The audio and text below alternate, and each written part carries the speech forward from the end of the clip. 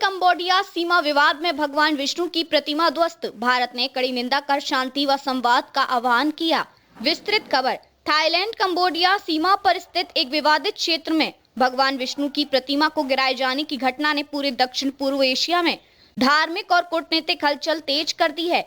भारत ने इस घटना की कड़े शब्दों में निंदा करते हुए कहा कि ऐसे कृत्य न केवल धार्मिक भावनाओं को ठेस पहुंचाते हैं, बल्कि क्षेत्रीय शांति और साझा सभ्यतागत विरासत के लिए भी गंभीर खतरा पैदा करते हैं और विवाद को कूटनीति के जरिए सुलझाने का आग्रह किया। विदेश मंत्रालय के प्रवक्ता रणधीर जायसवाल ने घटना से जुड़े वायरल वीडियो और मीडिया रिपोर्ट्स पर प्रतिक्रिया देते हुए कहा कि हिंदू और बौद्ध देवी देवताओं को पूरे क्षेत्र में अत्यंत सम्मान के साथ पूजा जाता है और वे दक्षिण पूर्व एशिया की साझा सांस्कृतिक सभ्यतागत विरासत का अभिन्न हिस्सा है। उन्होंने स्पष्ट शब्दों में कहा कि क्षेत्रीय दावों के बावजूद धार्मिक स्थलों और प्रतीकों को विवादों की भेंट नहीं चढ़ना चाहिए।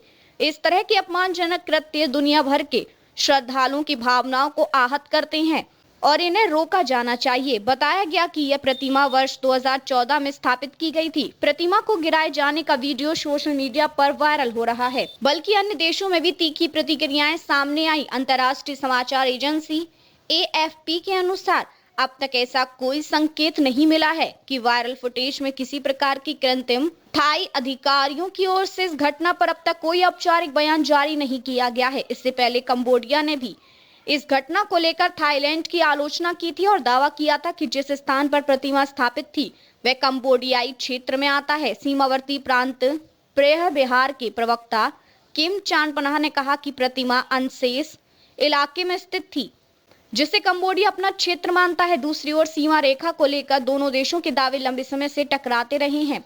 गौरतलब है कि थाईलैंड और कंबोडिया के बीच सीमा विवाद कोई नया नहीं है। प्रेह बिहार मंदिर और उसके आसपास के क्षेत्र को लेकर दोनों देशों के बीच दशकों से तनाव रहा है। अंतर्राष्ट्रीय न्यायालय ने 1962 में मंदिर को कंबोडिया का हिस्सा माना था और 2013 में भी अपने फैसले को स्पष्ट किया था, लेकिन जमीनी स्तर पर सीमा निर्धारण को लेकर विवाद पूरी तरह खत्म हो सका। समय समय पर सैन्य झड़पें और राजनीतिक बयानबाजी इस विवाद को फिर से भड़का देती है। हाल के महीनों में सीमा पर झड़पों की खबरों के बाद तनाव दोबारा बढ़ा है। हालांकि पहले दोनों पक्षों ने संघर्ष विराम और बातचीत के संकेत दिए थे, लेकिन प्रतिमा विध्वंस की घटना ने स्थिति को और संवेदनशील बना दिया है।